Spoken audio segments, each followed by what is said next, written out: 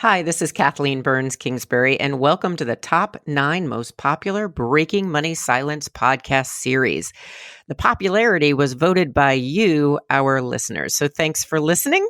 And let me introduce you to number 3. Lauryn Williams was my guest. And in February of 2020, we talked about women and the idea that the assumptions that are made about women of color are unfair, and we needed to stop stereotyping, and we needed to become anti-racist. In this really important and popular podcast, Lauryn Williams, the owner of Worth Winning, she is now a CFP, but used to be a Olympic athlete. She is the first American to be in both the Summer and Winter Olympics. She has 1 gold and 2 silvers, and she is so impressive. We talked again about race, about gender, generation, and the importance of not making assumptions based on appearance. Enjoy this Encore episode. I think there are differences in what a Black woman is facing as it pertains to her confidence in her finances and what people perceive about her financial power, just simply based on the perceptions, the stereotypes that exist. Does talking about your money make you cringe? Are you tired of fighting about finances? Do you want to stop sabotaging your financial happiness? Then you are in the right place. Welcome to Breaking Money Silence, a podcast series aimed at helping all of us talk more openly about money. Your host, Kathleen Kingsbury, is a wealth psychology expert who is doing what she does best, speaking about taboo topics. International speaker, author, and founder of KBK Wealth Connection, Kathleen understands money and our relationship with it. Over the past decade, she has empowered thousands of people to break money silence at home and at work. Now, here is Kathleen. I am here today on Breaking Money Silence with Lauryn Williams. She is someone that I met at the CFP Diversity Summit that I attended recently. She's a financial planner, author, podcaster, motivational speaker, and volunteer. But what you might know her for is that over a 12-year period, she competed in the Olympics at a very elite level. In 2 sports, nonetheless, Lauryn secured a spot on 4 Olympic teams, earning 1 gold and 2 silver medals. She is also the first American woman to earn medals in both the Summer and Winter Olympic Games. And I just looked it up, Lauryn. Was it bobsledding? It was bobsledding. I love bobsledding, so I feel like I might have seen you before I saw you. So that's my little celebrity moment with you. I was very excited about it. But when I saw you at the CFP Summit, which is Certified Financial Planning for people who don't know, Diversity Summit, you did a keynote presentation that really hit me and moved me. And I said, this is a woman that I want to get to know a little bit more, and she would be great to have on our Women, Money, and Power series. So thank you so much for joining us today. I am so excited to be here and to talk women, money, and power with you. Excellent. Well, let's just dive right in. As I said, I did see your keynote, and I really was struck by the premise of the keynote, but also how you opened it. And so, to just be very transparent, I'm a white woman of privilege. In your keynote, as well as that whole summit, really helped me understand my tendency to label people and to make assumptions. And I've examined myself a lot over the years, but I think it took me to this next level. And that my assumptions, especially when it comes to race and maybe even athletes, is, basing things on very little data. So as a way of introduction to our podcast listeners, can you tell them a little bit about who you are and how you presented this talk? Definitely. So it is really, really awesome that you bring this up, Kathleen, and that we get to have a conversation about it, because so often I throw myself in the box and I just fit in. So you gave me an introduction that really highlighted my Olympic accomplishments, and I'm very proud of each and every one of them. But I'm so much more than the one thing that stands out most when people think of me. And it was a really big deal for me as part of this diversity summit and part of this speech to kind of put that different perspective out there of not putting people into boxes. So if you asked me to introduce myself, I would say I'm much more than a 4-time Olympian. I'm much more than a Black female. I am an early bird. I love to wake up early. That's something that I take much pride in, and I can't figure out people who like to stay up late. Why? Just doesn't make any sense to me. I was that kid that my mom never had to wake up for school. I'm also a Law and Order fanatic, and I think a lot of people have that in common with me. So I like to find like the commonalities between me and other people. I'm a Great Dane owner, and not 5 minutes into any conversation, I'm going to be bringing up my Great Dane and how awesome my dog is. Yes, I am a fur baby owner, and I love him dearly. So, but the other cool things about me is I love to cook, and I'm not real big on cleaning up afterwards, but cooking is something that I'd love to do for each and every person that I bump into. I like to look at the opportunities that exist in food instead of the obstacles, because we usually think of it as like, oh, food is a bad thing, or, I'm going to indulge and eat this really, yummy thing, and I don't care what it does to my hips later. Like, there's so much conversation around food. I like to focus on like creating opportunity and good energy around food and preparing it for people. That Olympic part of things is like, yeah, that is a part of who I am, but there's so much more to me than that. And what struck me about your keynote and about this conversation and how you introduced yourself just right now is the fact that so often, especially today when I think we're trying to have conversations about race and diversity and gender, we get really caught up, even when we're trying not to, into stereotypes or assumptions or not looking at all the different layers of people and who they are. And one of the techniques you used on stage that I hope you are continuing to use as a keynote speaker or fellow keynote speaker was having all visual clues. And so there were boxes. And each time she shared something about who she was, that was another layer. It was another box of her personality. How did you come up with that idea? And are you still using it?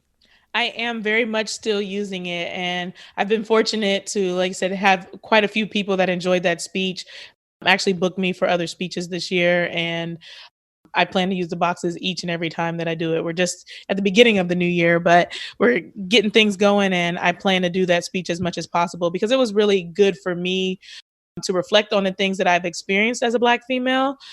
But also it's been really, really rewarding for me to share those things and for others to come up and say, yeah, you gave me a whole new perspective of things I wasn't thinking about. And that was the point of the speech. Yeah, no, absolutely. And so, one of the things I'm trying to do in this series of Women, Money, and Power is just be more transparent about similarities and differences, but also our society's feeling about female financial power. And so I want to start by just finding out in general, what do you think about how society views women and their financial power versus men? Let's just start there. I think that the overall view is still very much that women don't have the power that men do financially. And I would say it's very much the opposite. In fact, there's quite a few statistics that I've been reading about lately that are saying that we are the larger consumers. We are the more financially savvy. We do have the better savings. And so these things are perceptions, but they're not actually realities. And female financial power is very real. We're interested in learning more about our personal finances and trying to figure out how to stretch our dollars as far as possible. And security is also something that is very important to women, and figuring out how to feel secure and what action items we need to take to do so is something that's top of mind for us and something that does move us to action. Yes, and what is interesting to me is everything you said is true, but I still feel like the financial industry, the business industry, and certainly I think on an individual level, there is this uncertainty, or this, not even uncertainty, I guess it's more of discomfort. I'll give you an example. I was doing a presentation, and it was to a group of primarily male business owners in the financial industry. And there was a slide, and the top said, Women, Money, and Power. And when I got the slide deck back, it had to be reviewed by the legal department, which anybody who's not in finance won't know that, but that's what you have to do. And they came back, and their only comment was, we want you to remove the words Women, Money, and Power. And I said, wait a second. I said, well, first of all, it's about female breadwinners. So it really is about women, money, and power. And I said, second of all, why is that? And they go, what's making some of us or some of our audience members potentially uncomfortable? So what's your reaction to that?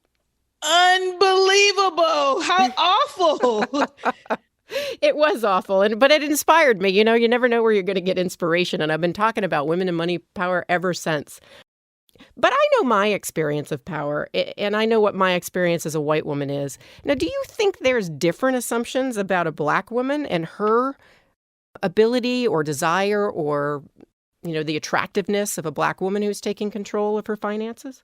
I definitely think that there are differences that exist culturally and based on experiences and mindset, et cetera. And it's been really tough. So one of the things I also shared in my speech was that I'm married to a white man. And one of the things I deal with, I was a very good earner as an Olympic athlete. And I've, gotten to be an okay earner as an entrepreneur. I'm working on it, but neither here nor there. I am very, very self-conscious about what people think about me because I'm married to a white man, that, I'm doing well for myself because I'm married to him. Or once they find out what his profession is, he's a cancer doctor. She married up. Those sorts of things. So I think there are differences in what a Black woman is facing as it pertains to her confidence in her finances and what people perceive about her financial power, just simply based on the perceptions, the stereotypes that exist. Like, oh, this couldn't be all you. You couldn't have, you couldn't be this put together on your own.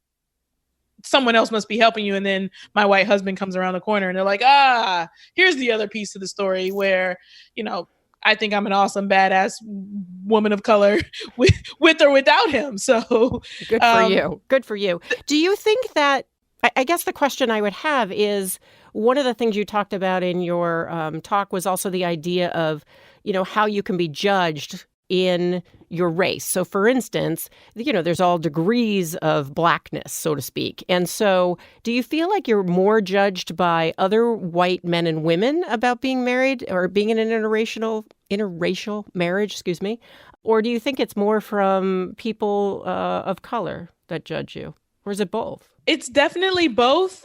I would say if I gave it a little bit more weight to one versus the other, I would give it a little bit more to people of color giving me flack about it. But it's probably in reality 50-50. It just hurts a lot more to get it from someone that looks just like you. It's been very, very tough for me to field things from my friends that, I'm too articulate, or, why are you doing that? I don't have very much rhythm. There's all sorts of different things that Black people are supposed to be able to do versus things that white people are supposed to be able to do. And putting these segments and these boxes around us is really, really limiting. And it's hard for me to, love and care for these people that have been a part of my whole life, but then also to hear things that are putting me in a box or saying that I'm not like them because, I choose these things, that are different and, or such as my white husband. Well, it's not celebrating who you are as a person. And anytime we're not celebrated about all the dimensions of who we are as a person, that can be really hurtful. It's incredibly hurtful. And it's a lot to kind of have to take on and internalize and, put a smile on your face and keep going, or to tell yourself that, oh, they didn't really mean it like that, or, to brush it off in a room full of, people, because it happens sometimes in public places where some joke is made and you just kind of laugh it off and you keep it going, but it was inappropriate. And you're always having this battle of at what point am I always correcting someone who is not being politically correct versus this is not my battle to fight, let's just have a good time tonight, even though that rubbed me the wrong way. So you're always on pins and needles or eggshells in trying to figure out where do I fit in this space. That sounds so tough. Now, how does your husband approach something like that? How does he deal with it? He also struggles with it. And we actually had a really good conversation fairly recently. And it was because of the speech that I wrote. We haven't had very many conversations about his feelings versus my feelings and the differences. And one of the things he brought up to me was, I go to a lot of Black events. So, Black MBA conference or Urban League events and things like that. And I'm excited to be a part of a community. I'm looking for, people that have similar mindsets and values and interests as me. But he's like, I get left behind, and that's a form of segregation. And there's nothing I can do as a white man to fit in there or to feel welcome there. I'm not invited to these events. And like you said, as a white man of privilege, no matter how not racist I am or how much I care about you, there are always going to be assumptions made about me as well. And so this is not just happening to you, that it's also happening to me, and it's also hurtful. And I think I had done a lot of you don't understand kind of language toward him. And I had to sit down and think about like, gosh, this is, really tough for the majority as well. We put a lot of pressure on the white man and we say male, stale, and pale in the financial industry. And what about when they do want to help? And so the conversation I'm trying to make and create in 2020 is a conversation where everybody comes to the table, because true diversity does include everyone. It's not just bringing more minorities into a situation where the majority is ruling, but it's getting every different person, every different kind of person to be a part of the conversation and to really mix that pot together. So we need the majority to be a part of the conversation as we create diversity. Well, and I love that you brought that up, because I think that the conversation that you and your husband are having is the types of conversations we need to be having more often. And, I think one thing is letting each other off the hook a little bit with always having to be right about it and just kind of taking a risk to have that conversation. But I do have to say, as a wife of 22 years, sometimes it just needs to be about your pain and not his. Yes, I completely agree. Now let's take a short break. I am so excited to tell you about my new online course, Negotiating Your Fees with Confidence. If you are someone who avoids talking about money with your clients at all costs, this online course is for you. You will learn the skills to master your negotiation mindset so you can clearly and confidently communicate your fees to your prospects, your clients, and your colleagues. You will walk away with 5 steps to become a better negotiator.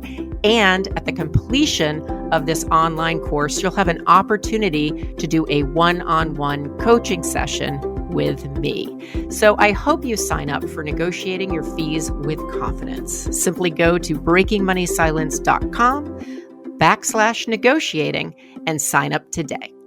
Let's get back to the episode.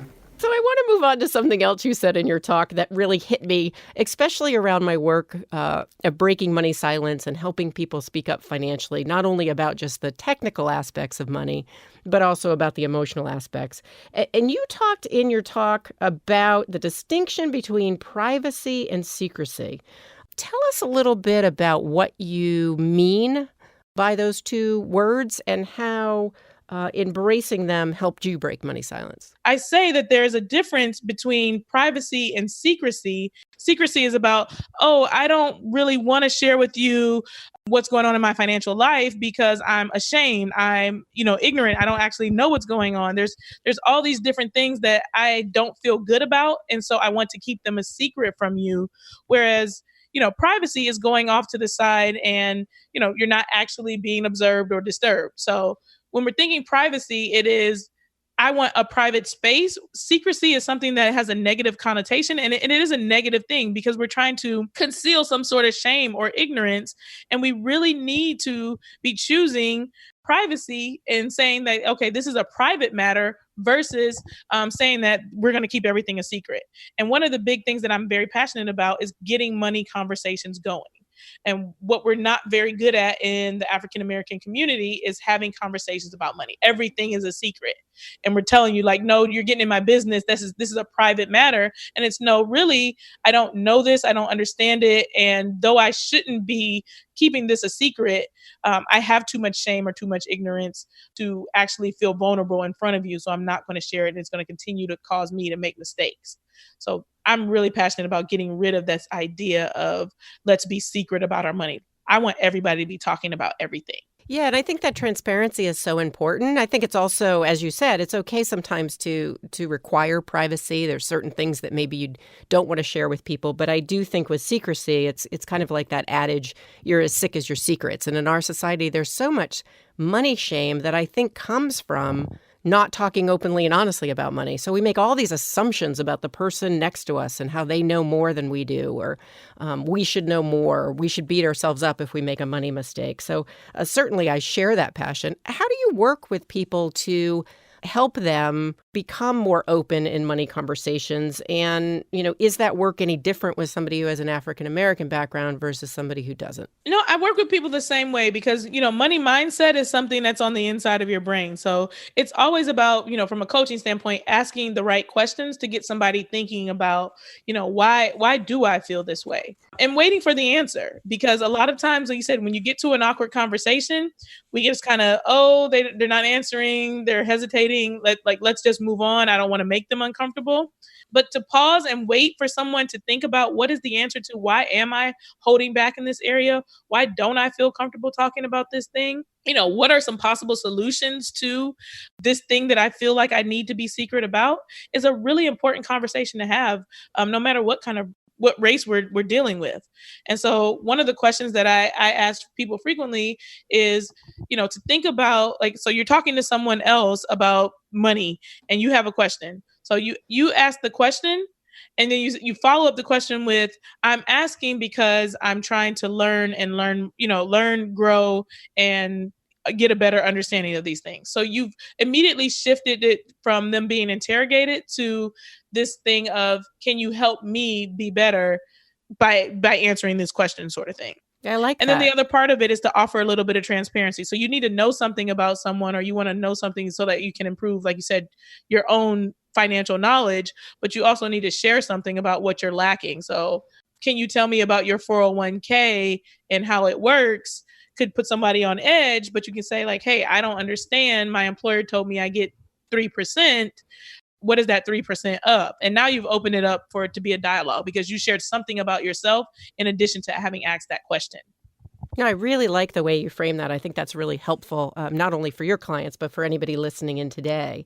Now, you clearly are so passionate about opening up, having money conversations. You're also passionate about financial literacy. Where did this passion come from? Like, what fueled you around being so passionate about finance? I was financially illiterate as I started my career as a professional athlete. So to go back a little bit of my story, I come from a family of 5 sisters, 2 brothers. There was not a lot of household income. My father had leukemia, so he was disabled. He was receiving disability. My mom was laid off for a good portion of my childhood. There was just a lot going on. And I mean, I come from a very intelligent set of people, but financial literacy was not a part of that intelligence. So as I was 20 years old, a junior in college as a finance major, I thought I needed to know more.